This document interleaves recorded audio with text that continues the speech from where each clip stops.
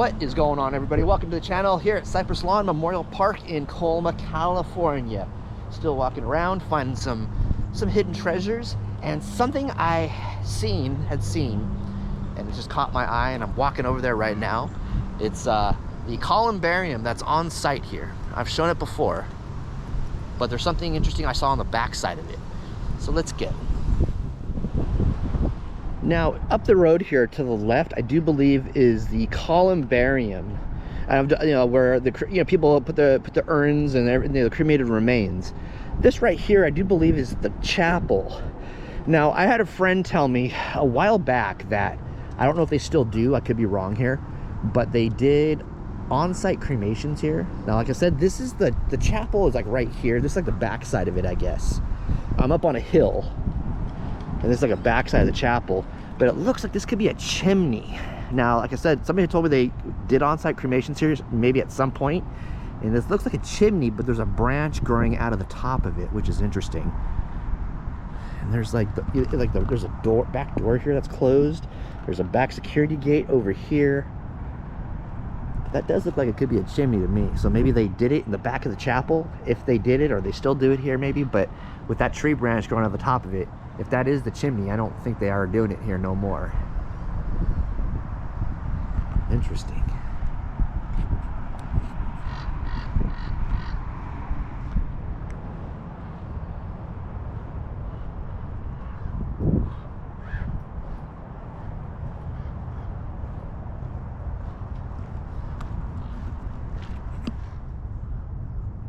There's a crow up on the ledge up there.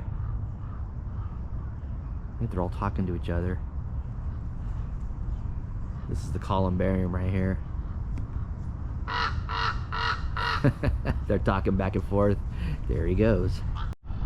And this is the backside of the columbarium. Now the actual front door is down the hill and to the left and around. But look at this.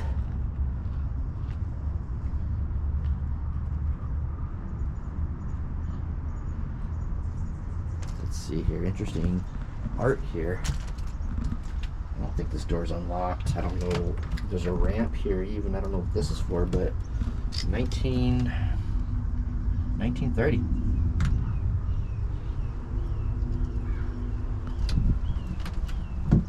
Interesting. Same thing on this side as well.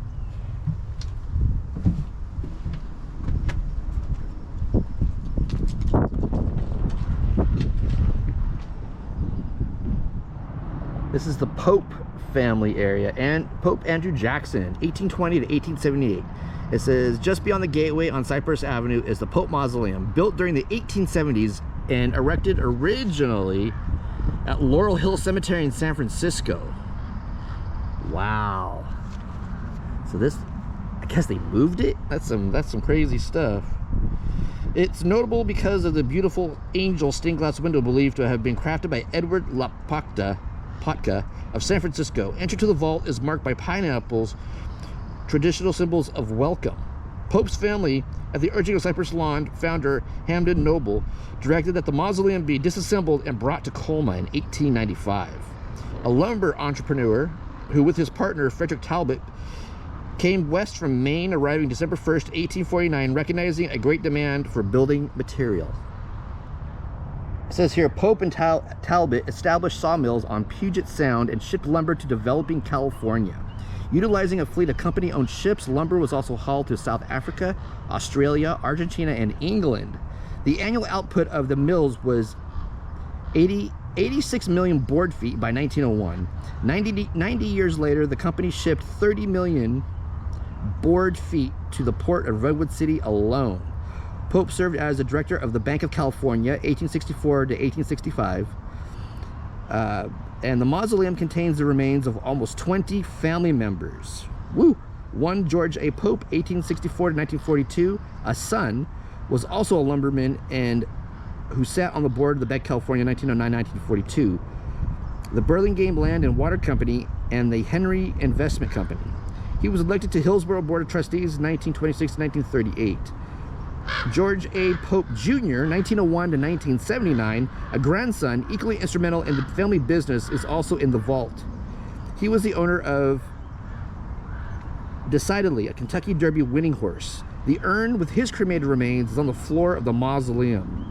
One of decidedly's horses is affixed to the top. Ooh, affixed to the top. One of the horses.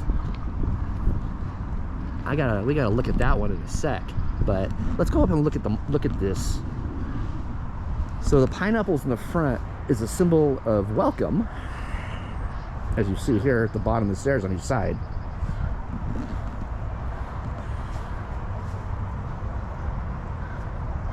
Beautiful. And look at that stained glass window inside. Whew, boy oh boy.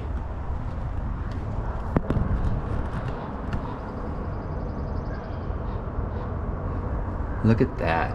Beautiful. And on the floor here are some cremated remains of the grandson. I do believe there's horseshoes on the container because they did own a winning Kentucky Derby horse. This is very interesting. And inside it looks like the inscribed names are in gold paint also. This is gorgeous.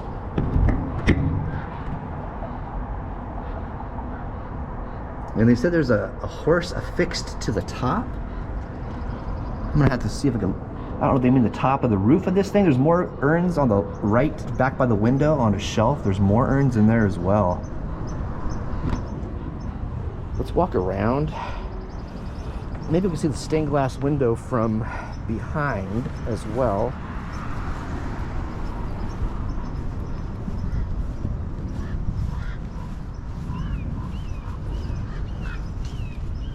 Probably hard to see from this side because there's no light. Oh yeah, they got it covered. They actually got it protected.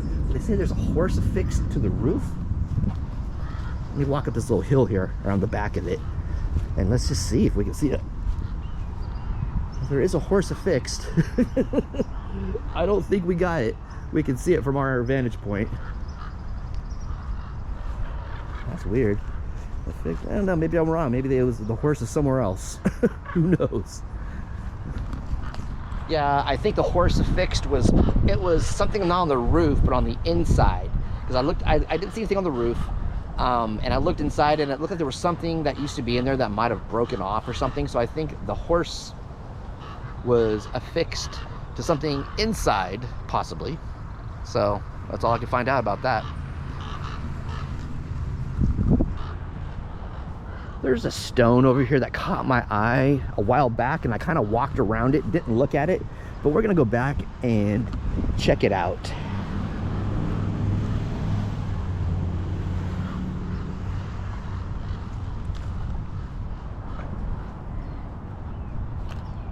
This is interesting, very, very unique. It caught my eye a while back and I didn't look at it right away, but I came back to it just now. Look at this, the artwork on it. It says on daybreak. I think this stone, as you can see here, it might have been repaired before. And it says daybreak. It has a couple other words I can't make out. Is infinite and who. I think who.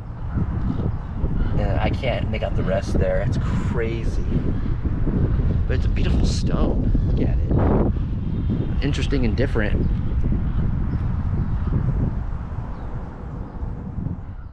So on the back of this, we got a Tav Sig is the name.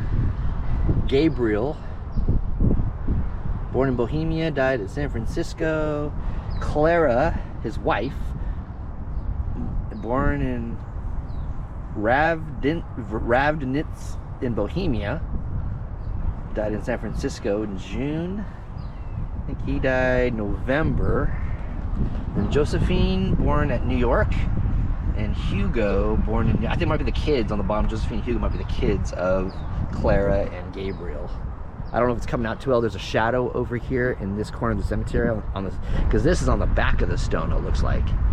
Or maybe the other side I found first was the back. I don't know, but it's a beautiful stone though.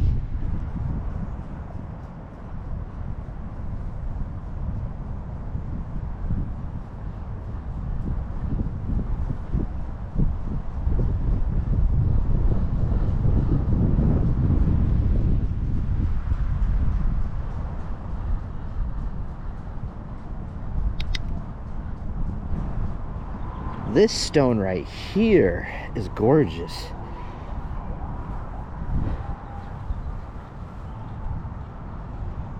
Jeremy James Larson, beloved son and adored brother. His love of the Pacific Northwest led him from living in San Francisco on to Portland, then to Seattle. September 7th, 1979 to December 3rd, 2003.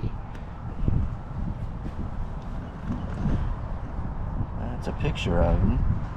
And I guess do they on his stone? Is this like I think this is like a timeline. Yeah. Born in Abilene, Texas in 1979. There's a picture of him as a baby. Bury Street, Edmonds, England, 1983. Lakenheath, England, 1986. And 17 years old, graduation date, 1997. Wow. And there's I'm gonna get closer to the pictures. There's the baby, and then there's in 1979, and then there's the 1983 in England, it says. And England in 1986, played soccer. And 17 years old, graduation day, 1997. Interesting stone. I've never seen one set up like this before. And it says the bottom, some treasures are not meant to grow old. They are only shared with us for a short time. As God calls him back home to be by his side, Jeremy was our treasure. Man, that's awesome. Sad, he died young, but awesome stone. Let's head across to this. There's mausoleums over here, very interesting. So we're gonna head across over here and check him out. So this Orville Pratt and family, P-R-A-T-T. I guess the Orville was his name. He was a judge, I do believe, in San Francisco. It was really all I could find on him. But yeah, I mean, Orville's on the top there, on the top left here, and then various family members that are in here as well. Interesting.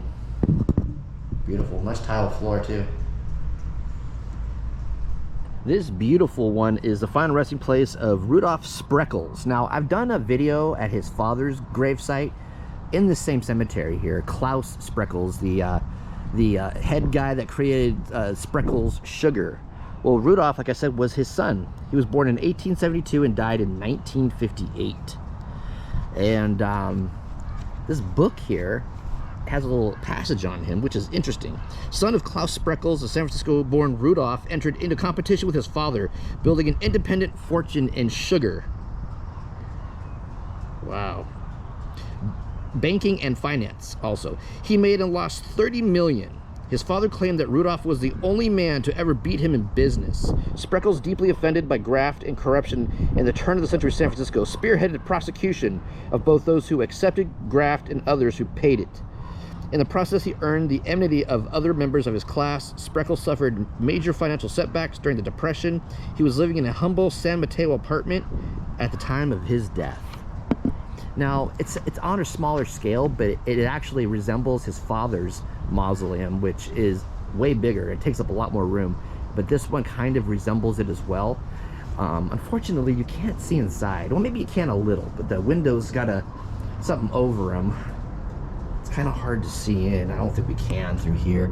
I can see the light through here, but yeah, we can't see through the door here. I could barely see little glimpses. There we go. I got a little glimpse there. There's like a flower pot on the floor there, it looks like, but I can't see any of the names or anything on the marble in there. It's very, very beautiful. His father's looks just like this, like I said, but it's way bigger. And I've done videos on it before, so I've shown it in the past. If you want to look at his father's, go ahead and look it up on my channel here. Interesting, huge, but it's still big, still a nice one. But they said he had lost a bunch of money and died in a modest apartment in San Mateo, California at the time of his death. This is an interesting one, Charles De Young, and that's a bronze statue of him up top. He was born January 8th, 1845, died April 23rd, 1880, and his mother, Amelia. and his sister, Virginia. Now, Charles, it sounded like a little bit I read about him, I could find on him. He was actually in the newspaper business and worked for some other publications, and actually I guess he was transferred here. It was another transplant from another cemetery that had closed, and they brought him here to Colma. I'm loving that bronze statue up top though. This is a beautiful stone with a beautiful statue, and I guess the last name Hromada, H-R-O-M-A-D-A.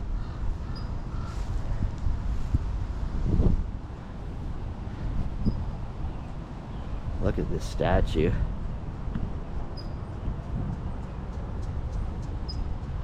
Angel statue, beautiful. And they got somebody put a nice little bracelet, a shell bracelet on this angel. Let's see here. Adolf Hromada, born May 9th, 1846, died December 5th, 1904, a native of Austria. And Safine looks like his wife. It's kind of hard to make out her inscriptions, but this is a beautiful stone.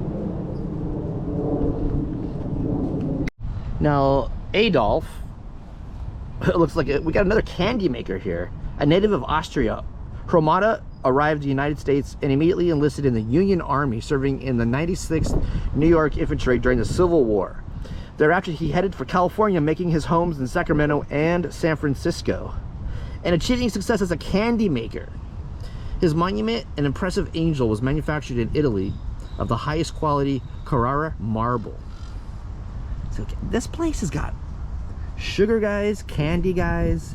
It's crazy. I mean, there's I showed it one of my other videos a while back of here. It was got the potato chip king.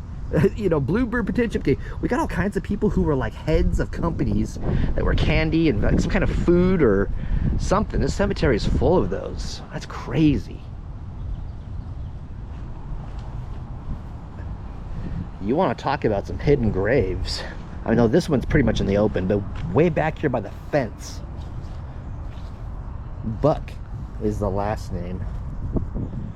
William A., 1873 to 1960, and Frederick died November 14th, 1896, aged 52 years, 9 months, and 21 days. And George Buck, 1842 to 1929, and Hazel, 1886 to 1947, like way back here by the fence. And well, there's plants, either they're planted here or just started growing. Some green just started growing here, but I think it was planted.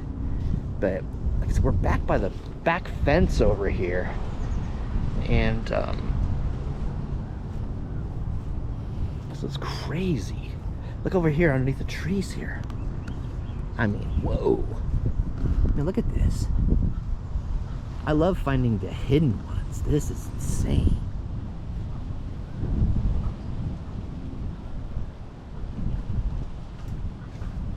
Henry H. Fortson, 1862 to 1896. But look at this one next to the tree here. I don't know if I can make this out.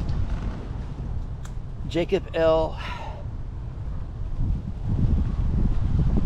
Spearratter, I think. But look at this stone. It's like way back here. I mean, I'm sure this tree was a lot smaller back in the day, but look at the design on it. Probably a woodman of the world. Looks like a log with an axe in it. So probably part of the woodman of the world. That's nuts. I like finding stuff like this. Mysterious and hidden.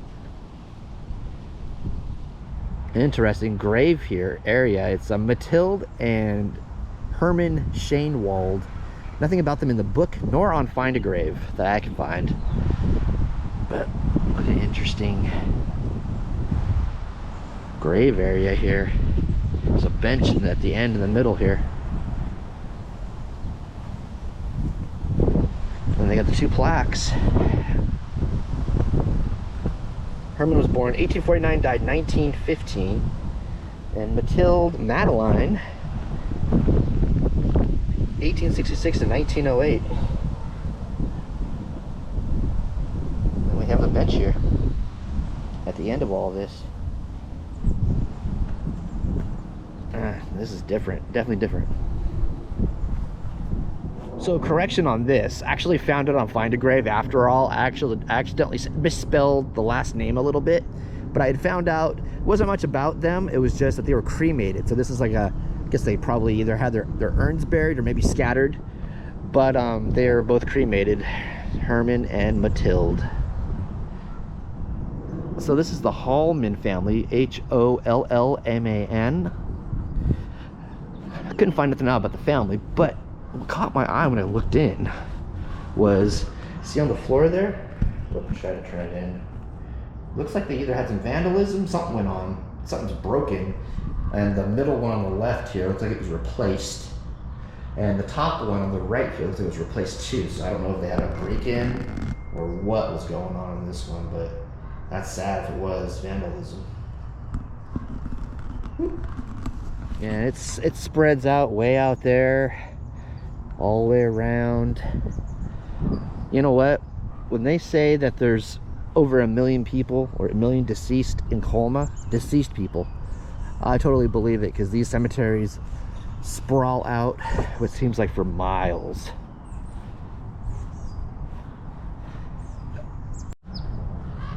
Whoa, this one was like underneath the trees over here.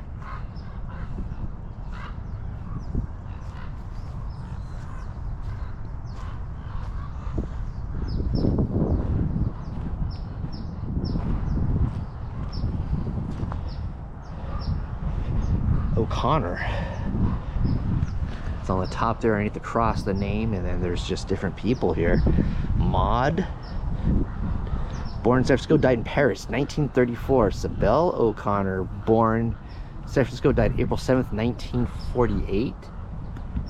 Thomas, brother of C. O'Connor, born February 1828, died January 19th, 1874. Man, look at this.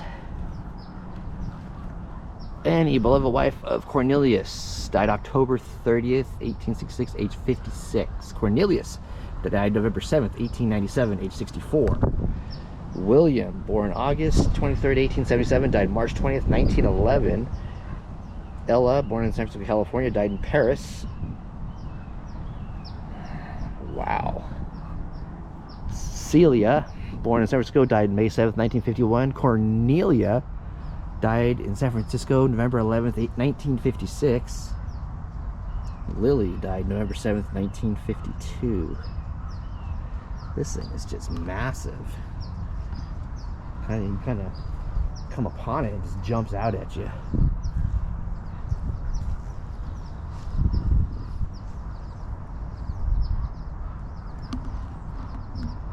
Cornelius said, I found a little bit about him.